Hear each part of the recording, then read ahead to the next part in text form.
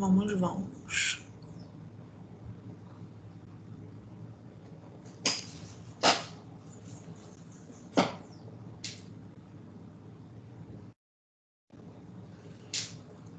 Povo, seguinte, falemos então de cada um dos segmentos importantes para nós aqui. Vamos lá. Ramo delgado descendente. O que seria esse? Ramo delgado descendente. Essa parte aqui, povo, ó.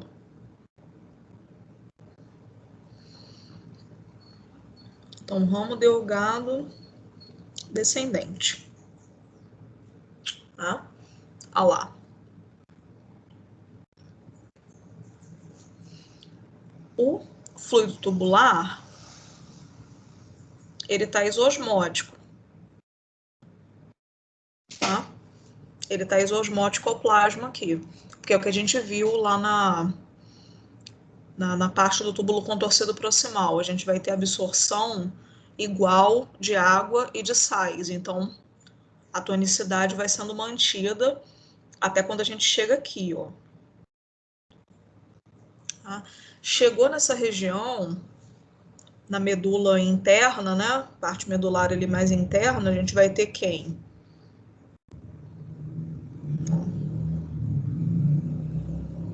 Superconcentração.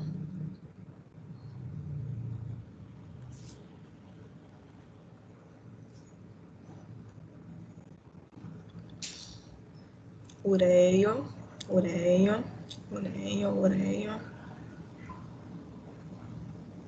Da medula, né? Superconcentração da medula, hipertonicidade da medula. Logo, nós teremos muita o quê? Absorção de água, né? Muita absorção de água. E junto com a água, gente, quem passa aqui, ó, a gente tem canal também nesse ramo delgado descendente de ureia. Então, ele também auxilia aqui na absorção dela, ó. Ele ajuda na concentração, né, da absorção de ureia, junto com a água. Então, acaba que nós temos a superconcentração da medula aqui, ó, sendo ainda mais aumentado, ó, tá? Porque essa água, ela não está vindo para o interstício, ela está indo para os vasos retos, tá? Olha lá. Não fica no interstício, não. O interstício fica cheio de ureia e cloreto de sódio. Tá? E o que é interessante, que eu estava dizendo para vocês antes, é que esse ramo delgado descendente é impermeável a sais. Ou seja, ele está absorvendo água e ureia, mas aqui dentro está ficando aquela grande quantidade de quê? De cloreto de sódio. O cloreto de sódio está ficando super concentrado aqui, ó.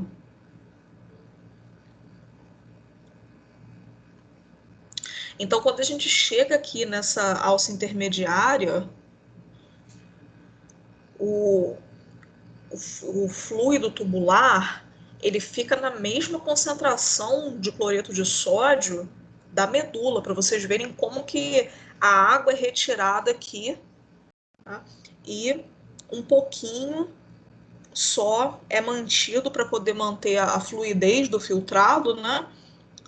Com muito cloreto de sódio aqui dentro, então ele fica super concentrado, só um pouquinho de água com muito cloreto de sódio. Mesma coisa do interstício. A gente chegou ao pico da concentração do filtrado tubular aqui, equilibrado com o interstício. Aí quando a gente sobe, a gente vem agora para o ramo ascendente fino, a gente tem o contrário. Aqui ele é impermeável à água. Já vou adiantar aqui a explicação, aproveitando o desenho que eu tinha feito no intervalo. Ele é impermeável à água, mas é permeável ao cloreto de sódio. Tá? Então, o cloreto de sódio sai, vem para o interstício, vai concentrando mais o interstício. Tá? E a água vai ficando. Só que é aquele pouquinho de água, né, gente? É aquele pouquinho de água que tinha restado aqui, que não foi absorvido na parte descendente. A água fica. Só que quando a gente sobe, acende para o ramo ascendente espesso e para o ducto coletor não, para o túbulo contorcido distal, eles também são impermeáveis à água. Tá? Eles também são impermeáveis à água. Então a água vai ficando e os sais vão sendo absorvidos.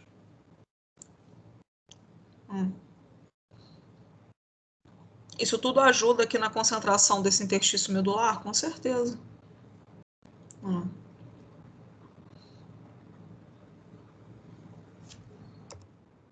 Bem? Então, até o povo, até o ramo ascendente espesso, a gente tem o fluido tubular moderadamente hipertônico. Moderadamente hipertônico. Tá? Até aqui, ó. Tá? Porque o cloreto de sódio ele está sendo reabsorvido, tá? E a água está ficando. Só que como tinha sido retirado muita água nesse segmento descendente, tá? Acaba ficando moderadamente hipertônico até aqui. Depois, aqui, na região do ramo ascendente espesso e do túbulo contorcido distal, vai havendo uma real diluição, porque eles vão continuar absorvendo íons, os solutos, e deixando água aqui dentro. Então, o filtrado vai ficando concentrado. Tá? O filtrado vai ficando concentrado. Tudo bem? Eu estou tentando dar uma retirada nessa parte com muito texto, que eu deixo assim com texto para vocês estudarem depois, tá, povo? Eu não leio de forma alguma, detesto ler slide, tudo bem? Então eu vou pular, porque eu já expliquei aquilo ali tudo que tá no slide, beleza?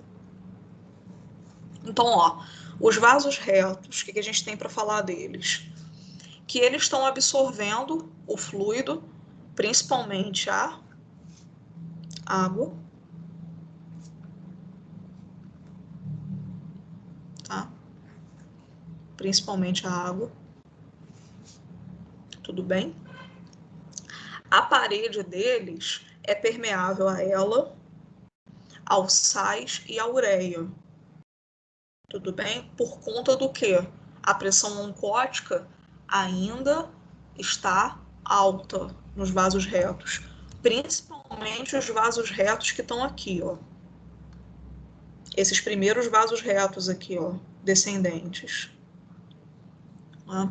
Não esquecer que eles recobraram 60% dos solutos e da água que foi retirada lá na filtração aqui do túbulo contorcido proximal, tá? Só que ainda faltam os outros 40, tá? Então eles ainda têm a pressão oncótica bem alta aqui, tá bom? Então eles vão absorvendo, eles são permeáveis à ureia. Tá? Eles são permeáveis à ureia, junto com a água. Tá? Não esquecer que a pressão oncótica ainda está alta. Faltam, para vocês não esquecerem, faltam os 40%. Tá? 60, mais de 60 ou 60 já foram devolvidos no túbulo contorcido proximal. Faltam os outros 40 no restante do néfron. Tá? Bom, aqui, conforme esses vasos retos vão descender, a osmolaridade do plasma e a concentração de ureia vão aumentar. É isso? Tá? A osmolaridade do plasma aumenta e a concentração de ureia também aumenta neles. devagar. Aí a pressão oncótica diminui. Por quê? A gente vai ter uma alta absorção de água. A pressão oncótica aqui nessa região intermediária, ela cai um pouco.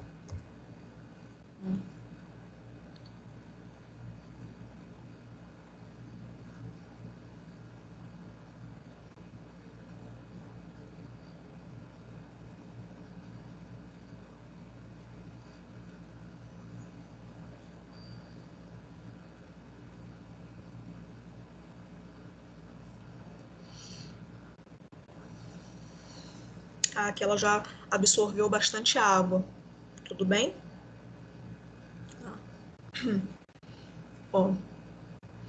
Então, a gente vai ter o equilíbrio do plasma, que está no interior desses vasos retos, com o tônus aqui da medula, ó, a tonicidade da medula, vai ter um equilíbrio, certo? Deixa eu botar aqui para vocês verem. A gente vai ter um equilíbrio aqui de tonicidade.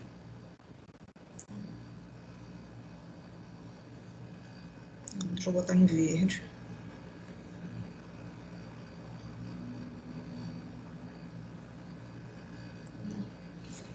E isso vai favorecer o quê, gente?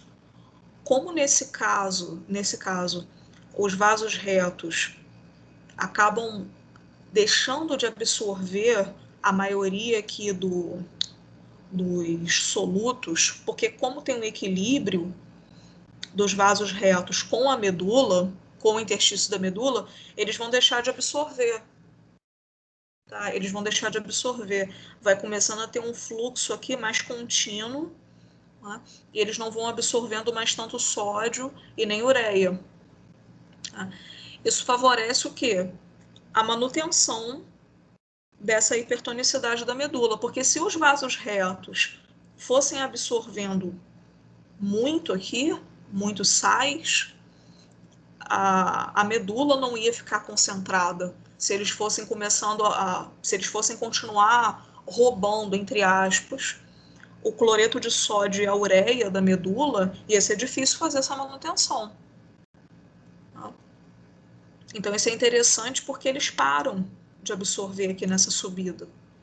Tá? A água, eles absorveram bastante, sais também aqui nessa parte descendente, mas aqui eles param.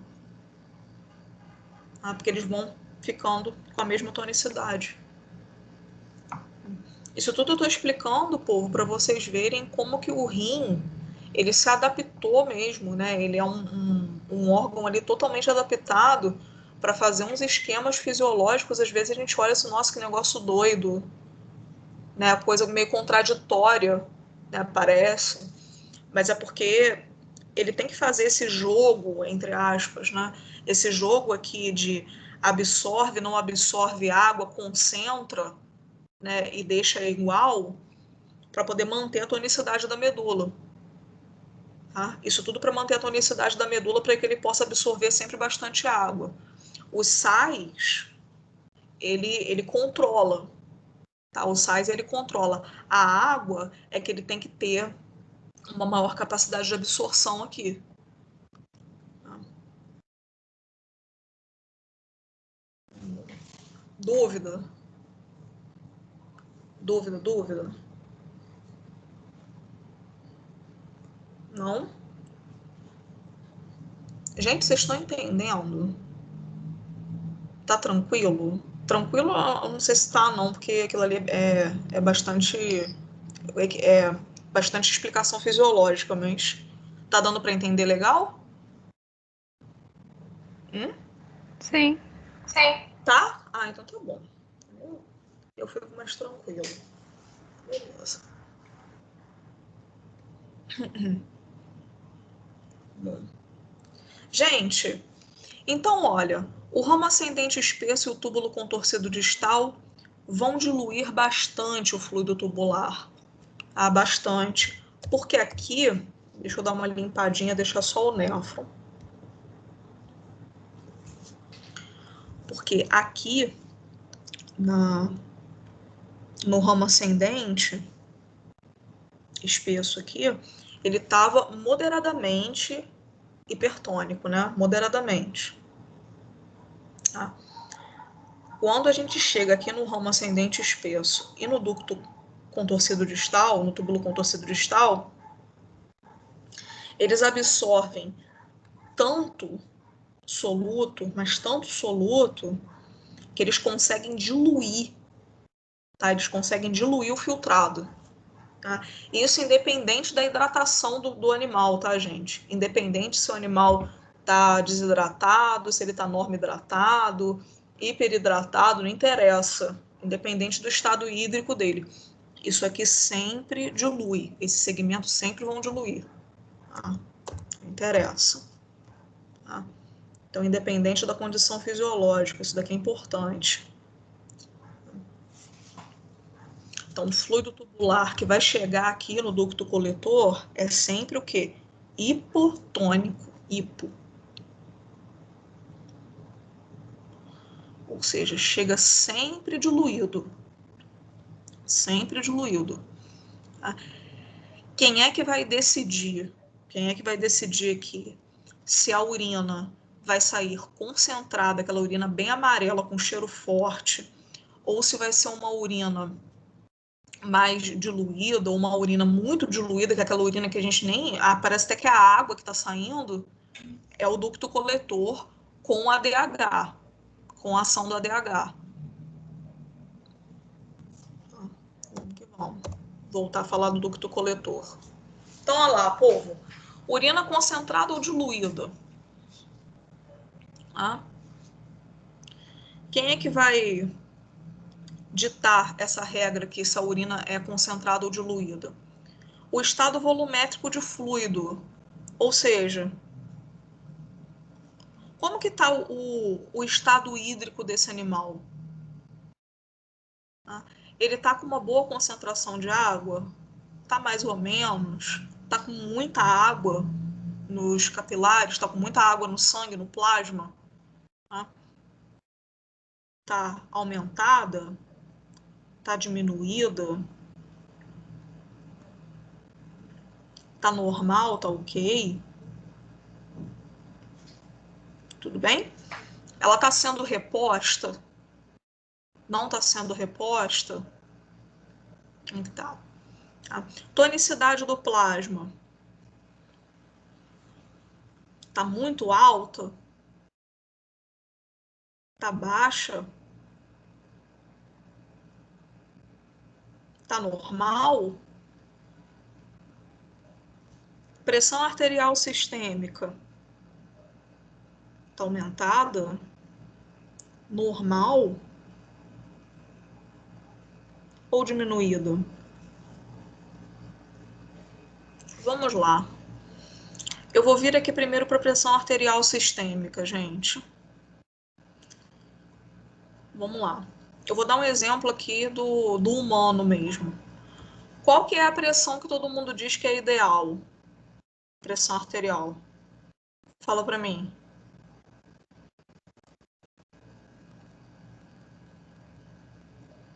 Quando você mede e fala, nossa, tá ótimo. Todo mundo fala que é 12 por 8, né? É, 12 por 8, exatamente. 12 por 8 é a pressão ideal. Ideal. A sistólica 12 e a diastólica 8. Bom, então vamos dizer que é 12 por 8. Tá? Aí a gente tem aqui uma aumentada de 17. Vou botar 17 por 11. E uma diminuída aqui de 8 por 6. Olha aqui. Nessa pressão arterial sistêmica aqui, de 12 por 8, a gente tem uma manutenção, um equilíbrio do tônus vascular, né, da tonicidade plasmática, não é isso? E da função renal. Tudo normal. Se a pressão arterial sistêmica está aumentada, gente, qual que pode ser a razão? Causas.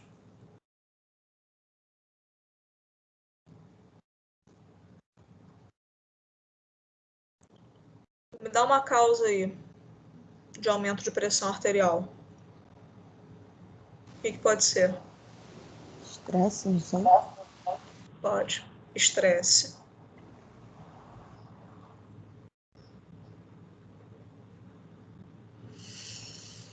Muito bem. O estresse leva ao quê? O estresse crônico. Ele vai levar ao quê?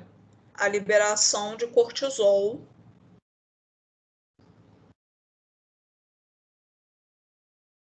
Pelas glândulas suprarrenais, né? Pelas adrenais. Isso acontece com o animal também. Estou dando um exemplo aqui humano, mas o animal é a mesma coisa. Tá? Então, aumento de cortisol. O aumento de cortisol, né, leva a um efeito que a gente chama de anti-insulínico.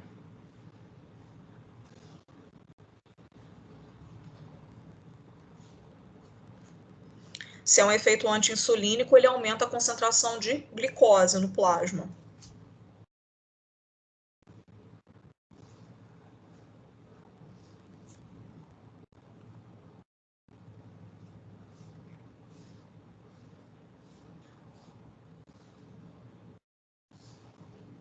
No plasma. Essa concentração de glicose alta no plasma vai levar ao quê? No plasma, em relação ao tônus.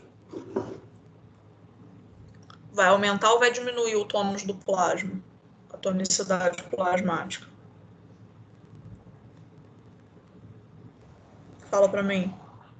Aumenta? Aumenta, isso aí. Então aumentou.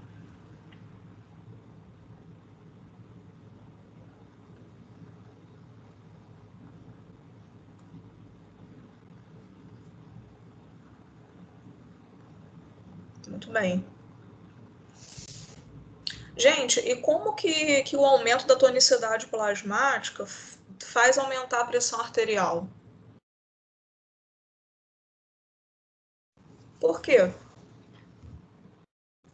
Se eu tenho um plasma muito concentrado, um plasma com tônus muito alto, o que acontece? Vamos dizer, eu estou com muita glicose. A glicose é um soluto, não é? Então isso faz o plasma ficar o quê? Hipertônico, bastante hipertônico. Se ele está hipertônico, o que ele rouba dos tecidos? Rouba do interstício. Para que ele tenha diluído. Olha a osmose. O que ele vai roubar dos tecidos?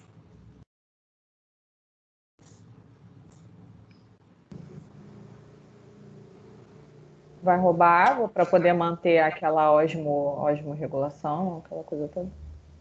Perfeito, vai roubar água. Isso aí. Tá? Então, gente, perfeito. Excelente. Ele vai roubar água, gente. Vai roubar a água dos tecidos, do interstício, para que ele possa tentar voltar com a tonicidade normal do plasma em relação à glicose. Então, ele vai tentar diluir. Né? A água vai ser atraída por essa concentração alta de glicose. Então, o vaso sanguíneo, né? Vou colocar aqui em corte sagital, ele normalmente tem uma concentração ok aqui de glicose. Vou colocar a glicose como G ali, para não ter que ficar fazendo show toda hora.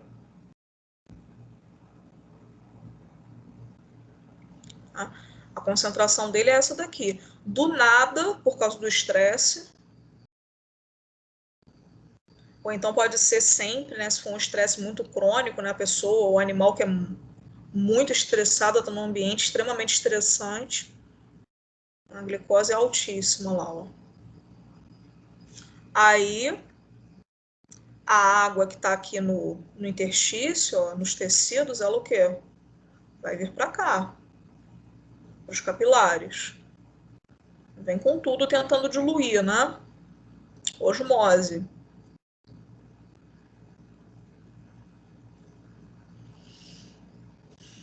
O que vai acontecer com o volume do sangue? Aumenta. Aumenta. E a pressão lá dentro do vaso? Consequentemente, aumenta também, né? Exato. Aí a pressão arterial do indivíduo, ó, sobe. Tudo por conta dessa cascata toda aqui que a gente acabou de ver. Tá?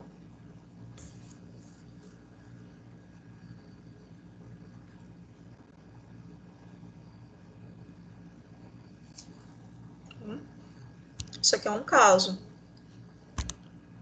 Povo, pressão arterial tá alta. Agora, nesse caso aqui, nesse caso que a gente está vendo. Como que os rins podem fazer para ajudar agora?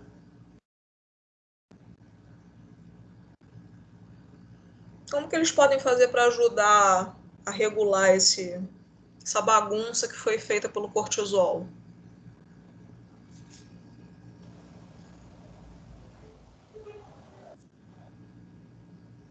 Ó, primeiro, tá com excesso de água aqui dentro, né? Tá com excesso de água. O que eles podem fazer? Água. Né? Eliminar essa água aqui.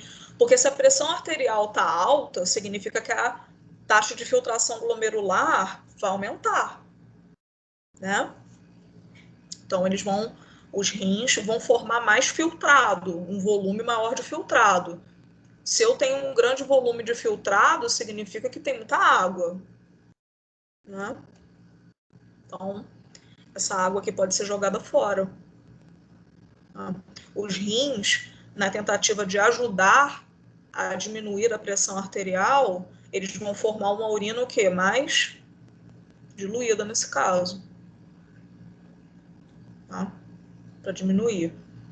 Ah, Gabriela, mas essa glicose toda que está no sangue, ela não é jogada fora com a urina, não? Depende. Se for um aumento transitório, se for algo, um estresse que fica crônico, mas depois é diminuído, durante esse intervalo, pode ser que ele jogue fora um excesso de glicose, sim, um pouco de glicose. Tá? Se for algo muito rápido, não chega a eliminar, não. Tá? Se for crônico, se for algo extremamente estressante, a gente vai ter aí uma real intolerância à glicose causada pelo excesso de cortisol e os rins começam a eliminar essa glicose em excesso. Tá? Tudo bem? Mas primeiro eles vão tentar eliminar a água, que é o imediato, o que eles podem fazer de mais fácil, é eliminar a água. Só que o indivíduo vai começando a desidratar, né? Porque a culpada aqui no caso não é a água, e na verdade nem a glicose, né? É o cortisol. Só que de uma forma imediata, para diminuir a pressão que aumentou muito, os rins eles vão eliminar a água. Se essa glicose em excesso continuar chegando para eles, por muito tempo, eles vão ter que começar a eliminar a glicose também. O túbulo contorcido proximal, ele vai parar de reabsorver a glicose toda e um pouco ele vai deixar no fluido tubular para ir embora.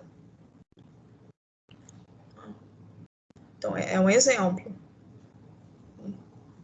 Povo, e queda de pressão?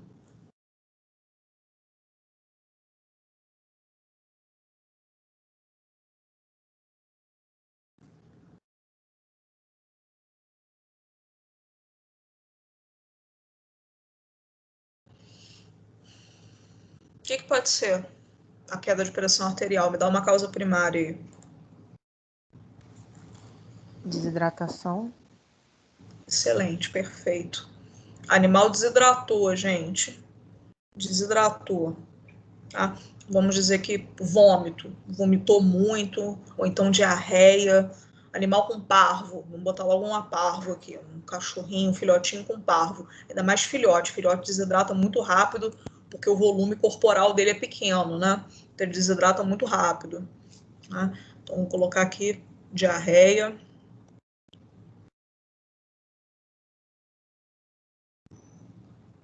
E vômito.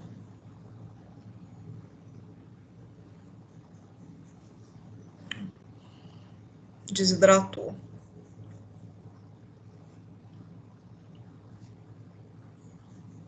O pior da diarreia e do vômito é que ele não perde só água, né? Ele perde também os solutos, né? Vão junto com ela. Então perdeu água. Aí o volume dos vasos diminui, né?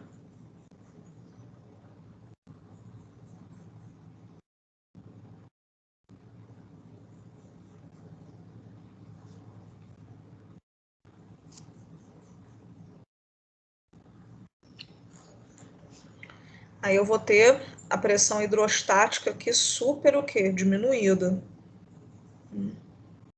Começa a perder sangue. Eu perdi sangue, não perdi água e solutos, né? Pressão hidrostática fica péssima.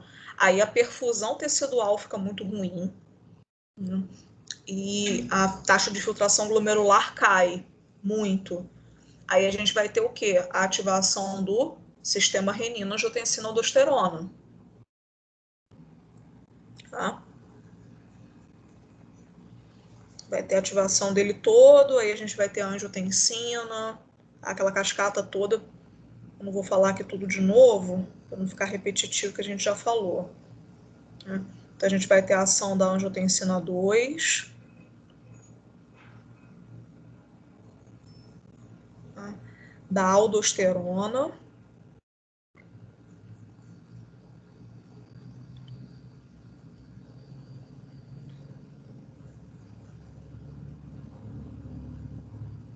para fazer o quê? Diminuir a luz do vaso e reabsorver sódio lá no ducto, no túbulo contorcido distal, no ramo ascendente espesso, aumentar a ação, né, da bomba de sódio e potássio, daquele cotransportador lá de cloro e de sódio e potássio, aquele que a gente viu no final da aula de reabsorção de solutos, a aldosterona age ali, ela aumenta a ação dele. Então ela faz com que se reabsorva mais sódio, consequentemente se reabsorva mais água. Tá? Aí aqui eu vou ter a formação do quê? Daquela urina super concentrada. Tá? A gente vai ter a ação também do ADH, né? Tá? Mais a ação do ADH.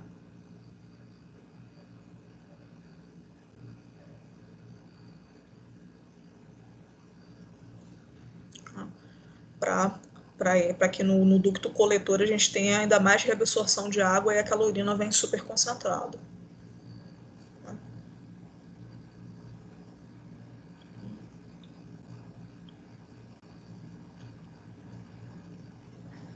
Esses são aqui só exemplos, tá, pessoal? Eu poderia ficar aqui o dia inteiro falando disso aqui. Eu podia ficar o dia inteiro pedindo para vocês, me dá mais um, me dá mais uma causa, mais uma, mais uma. Aí a gente ia ver como que os rins respondem, assim. Tá? Mas é isso daí. Tá? Querem mais algum exemplo? Para tirar qualquer dúvida, só falar. Essa parte da aula aqui é muito importante. Se vocês quiserem, a gente fala mais um. Mais uns. Sempre bom, né? Me dá mais um aí. Mais um exemplo. Anemia? Anemia. Mas não necessariamente a anemia faz baixar a pressão arterial, né? Assim, como desidratação é muito visível. Mas a anemia faz, mas não necessariamente tão quanto, né? A anemia. Anemia só se for por perda de sangue total, uma anemia que é causada por uma hemorragia, se for o caso. Tá? Porque, olha só, você pode ter uma anemia, ou ela é por perda de sangue, né, por perda de hemácias, o animal vai ficar anêmico. Vamos dizer que o animal tenha sofrido um trauma, teve uma ruptura ali de vasos considerável e perdeu o sangue total. Aí ele vai ficar anêmico por conta disso. Só que quando ele perdeu hemácia, né, que vai causar anemia, ele também perdeu o volume de sangue, ele também perdeu o sangue total. Né? Então a desidratação, no caso, ela não vai ser causada pela perda de hemácias, ela vai ser causada pela perda de sangue, do plasma. Tá? Mas a gente também pode ter uma anemia por queda de função da medula óssea vermelha.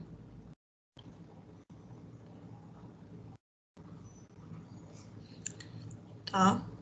Então a medula óssea diminuir ali a sua produção de hemácias, como por exemplo na doença renal crônica. A gente tem a queda de produção de eritropoetina pelos rins, a medula óssea deixa de ser estimulada pela eritropoetina e a gente tem uma diminuição de hemácias. Quando a gente tem menos hemácias no sangue, a pressão oncótica, né, do sangue, ela acaba ficando diminuída, né, porque você tem menos células no sangue. Tá? Então a tonicidade do plasma diminui. Tá? Como essa tonicidade do plasma diminui, ele tende até a movimentar mais água para os tecidos. Aí sim, o animal desidrata por conta disso daqui. Tá? Não chega a ser uma desidratação muito por causa disso. Essa daqui vai ser uma das causas mais mínimas. Ele vai desidratar mesmo porque os rins não estão funcionando, não estão reabsorvendo água nenhuma e estão deixando a água toda ir embora, né? Não tem reabsorção de água. Com doença renal crônica, né? A queda da função renal diminui tanto que o animal tem que beber água constantemente por conta disso, né? Tem que ser hidratado por conta disso, tá? Mas isso aqui seria uma causinha, mas é um raciocínio, entendeu?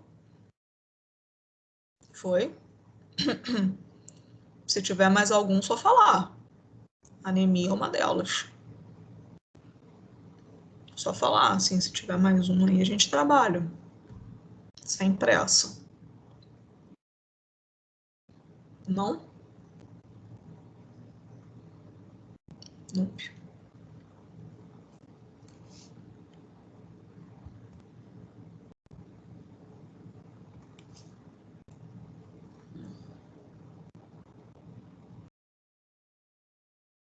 Bom, eu já vou dar mais um. Tem um caso clínico no final. Vamos lá. Diluição da urina, então, povo.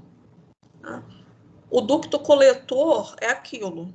Se o ducto coletor não foi estimulado pelo ADH, a urina vai passar praticamente já formada pelo ducto coletor, ele não reabsorve a água, aí ela vai sair super diluída. Super diluída. Aqui, ó.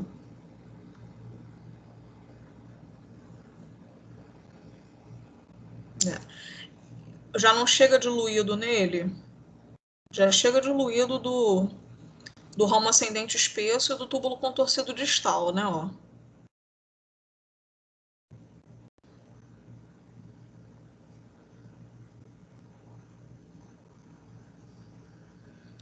Se não tem a ação do ADH,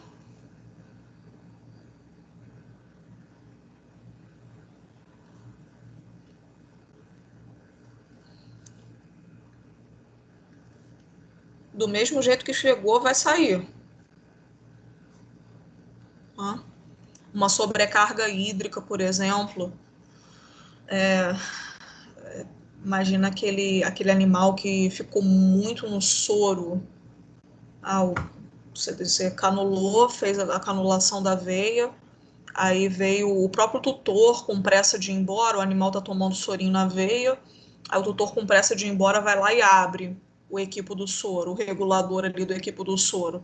Aí desce aquela quantidade absurda de soro na veia do paciente, ele vai ficar hiperidratado, uma sobrecarga hídrica.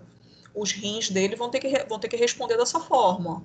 Para poder jogar aquele excesso de água fora, assim, ó, nada de ação do ADH, deixa passar direto pelo ducto coletor.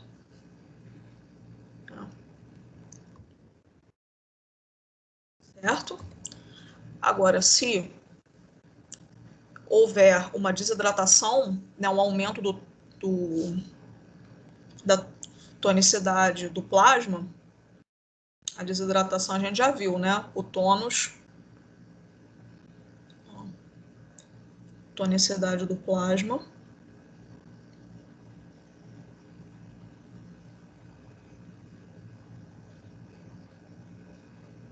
Tá?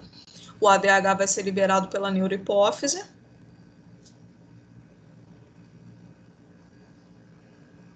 Tá?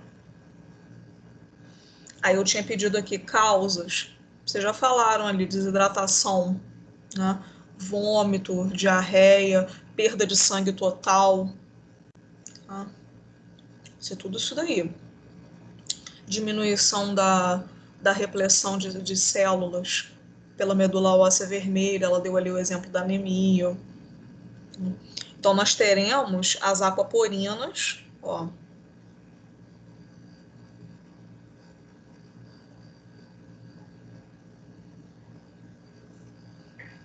sendo alocadas na parede do túbulo do ducto coletor.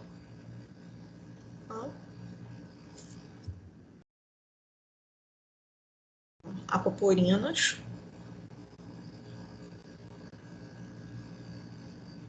Sendo alocadas naquelas células principais que a gente viu em reabsorção de solutos.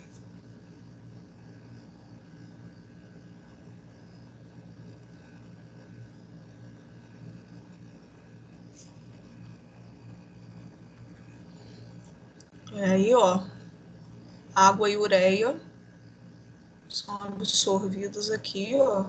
Não se esquecer que o ambiente aqui é hipertônico, né? A medula, ó. A gente vai ter uma massiva reabsorção de água.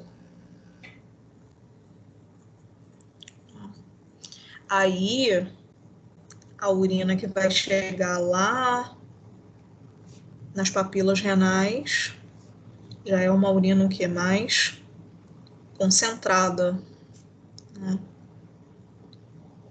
De sais aqui, principalmente a própria ureia, sódio, cloreto de sódio, creatinina. Beleza?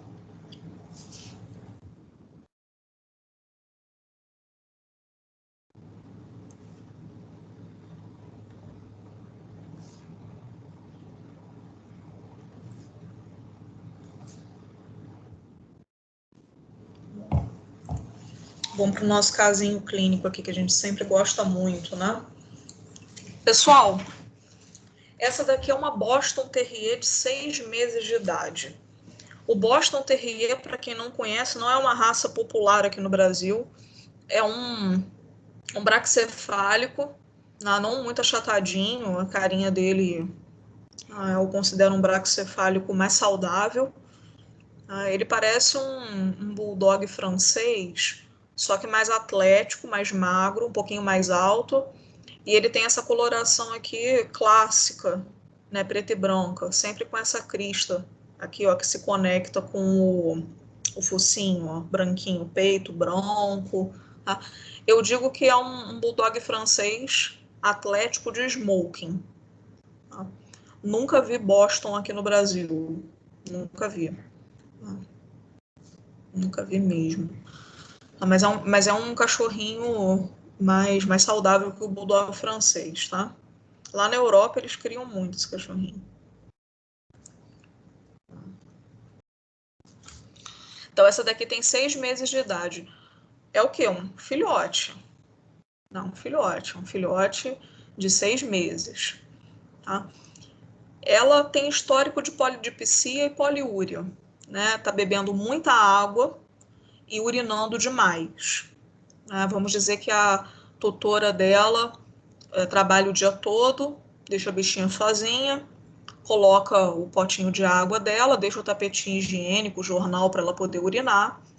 E quando a tutora chega em casa à noite, ela está sedenta, morrendo de sede, ela bebeu a água do potinho todo, só que o tapete higiênico ou o jornal estão encharcados de urina. E a tutora diz que nem cheiro de urina tem. Uma informação importante, nem cheiro de urina tem. Você pergunta para a tutora se a urina está atraindo formiga. Você pergunta, fica formiga, lá na tua casa tem formiga? Tem. Fica formiga ali na urina dela, em volta da urina e tudo? Não, não fica. Então você já descarta aí o diabetes mellitus. Porque o animal diabético, né, diabetes mellitus, ele tem essa é um sinal clássico, a urina dele atrai formiga, porque ele está eliminando glicose pela urina. Tá? Então esse daqui não é o caso dela. Bom, aí ela leva para você dar uma olhada no consultório, o animal sem anormalidade nenhuma, alegre, fazendo festa para você, é um filhote, essa raça aqui tem um temperamento muito amistoso, assim como o Bulldog francês, né? Então tá ativo fazendo festa para você na mesa, nada demais. Né? O animal não tem nenhum sinal clínico ali gritante na consulta. Aí você pede para a tutora, você sonda essa paciente, pergunta para de autorização para a tutora, sonda a paciente, coleta um pouco de urina dela e faz o EAS. A densidade da urina está altamente diminuída. O normal, é 1,030, tá? 1,002. Ou seja, a densidade da urina está diminuída. Tá? Aí você já desconfia. Esse animal não está conseguindo concentrar a urina. Os rins dela não estão conseguindo concentrar a urina. Você faz o teste de privação de água. O que é isso?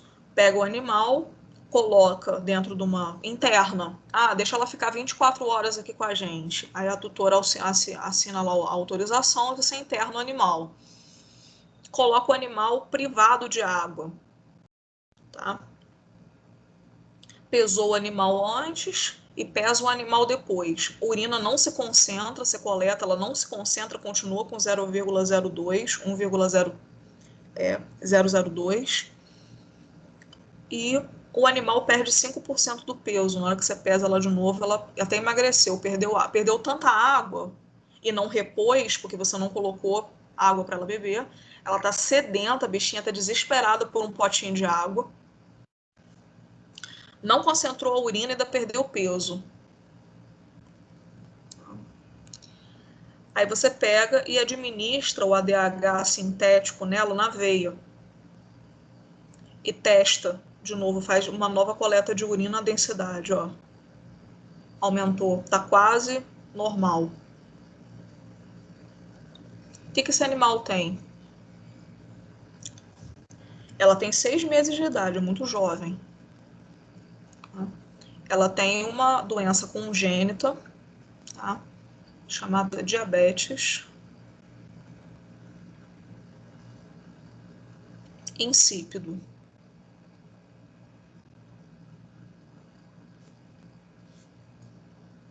A diabetes insípido.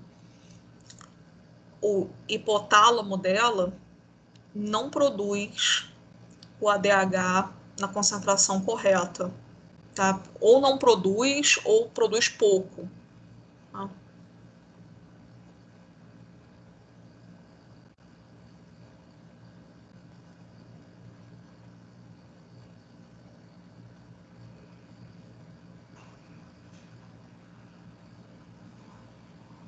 não produz o suficiente. Tá? Essa cadelinha vai ficar a vida toda dependente de ADH. Tá? Mas o ADH, ele tem colírio. Não precisa nem ficar dependente de ser sempre furadinha, né, como a insulina, né, para o animal que tem diabetes mellitus, né, no colírio tem para tratar. É uma doença rara, tá? É uma doença rara aí nos cães e tudo, ela é difícil de encontrar um caso, mas raro não é impossível, né? Só é menos frequente.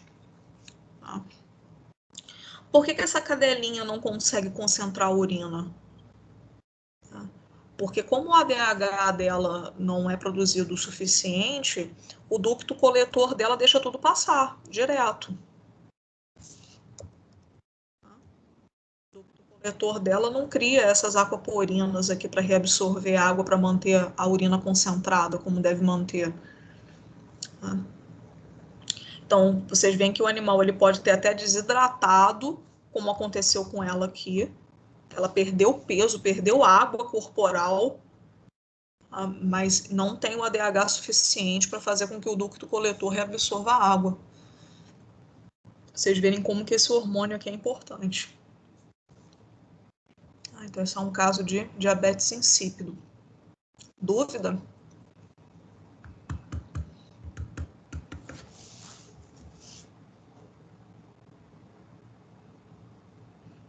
Não?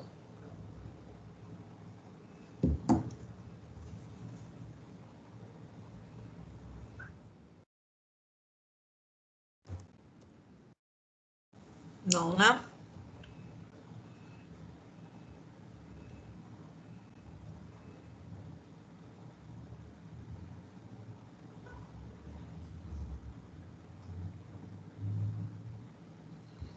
Gente, vocês estão aí? Caiu a internet, a minha internet, alguma coisa? Vocês estão me ouvindo? Sim. Ah, tá. É que eu tô processando, é muita informação numa aula só. É, muita coisa, né? Bugadinha. Normal. É A muita coisa mão, assim. mão tá pegando fogo aqui, de tanto que anota. Ainda bem que fica gravada, né? Bom que depois você pode ver de novo. Dar uma relembrada. Bom, isso é um lado bom.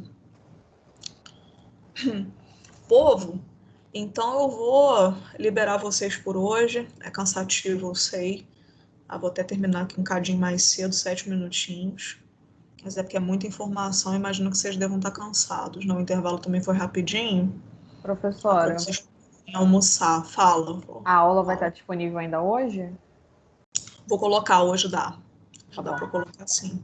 Pode deixar, eu coloco lá no YouTube e coloco no AVA. Deixa comigo. obrigada.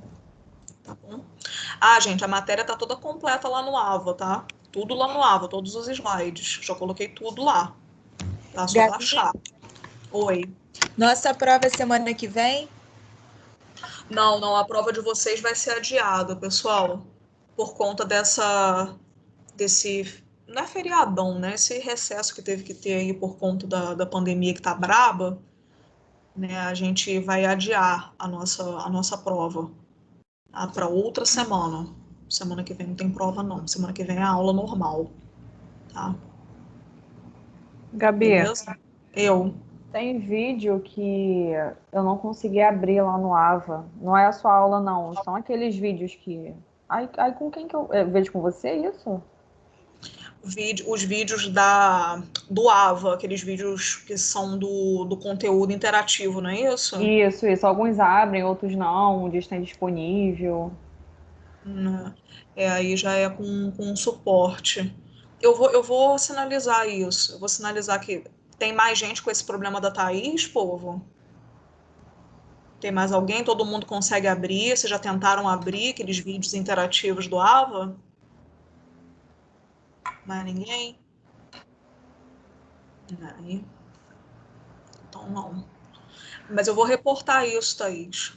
Eu vou ver. Eu consigo abrir, eu já vi todos. Às vezes algum problema na hora de carregar para você? Eu vou tentar de novo, então. Você está tentando pelo PC mesmo ou pelo celular? Eu já tentei pelo celular, tentei pelo computador, pelo notebook, mas dá o mesmo erro.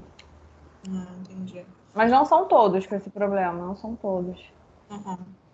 Não, pode ficar tranquila que esse conteúdo interativo, então, não sei se é a Mariana, se está com o mesmo problema, e Tamires, pessoal que está por aí, se tiver com esse problema, então, para mais gente, aquele conteúdo, então, não vai ser cobrado em prova, tá? Para não dar problema. Ah, pode ficar tranquilo que eu vou cobrar só o conteúdo que eu dei em aula.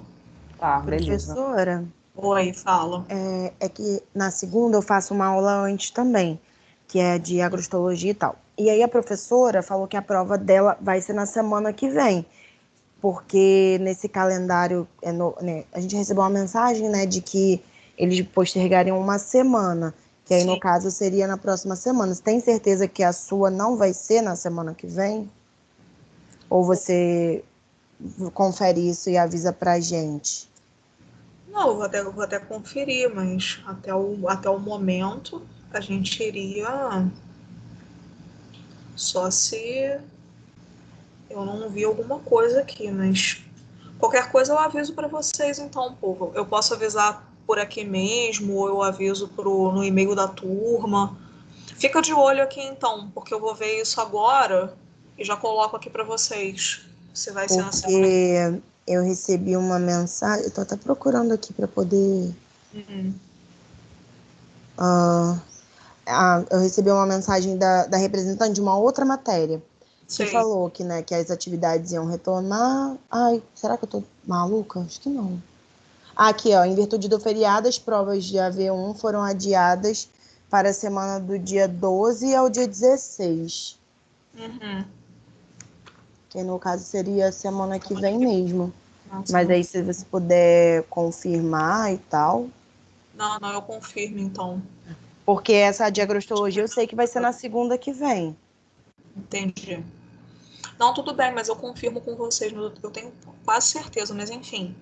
Eu confirmo com vocês então, tá? Eu mando aqui um recado. Eu então falo com a Aninha e peço pra Aninha avisar, tá? Pode deixar. Beleza. Beleza, povo? Finalizar aqui então, pessoal. Parar a gravação.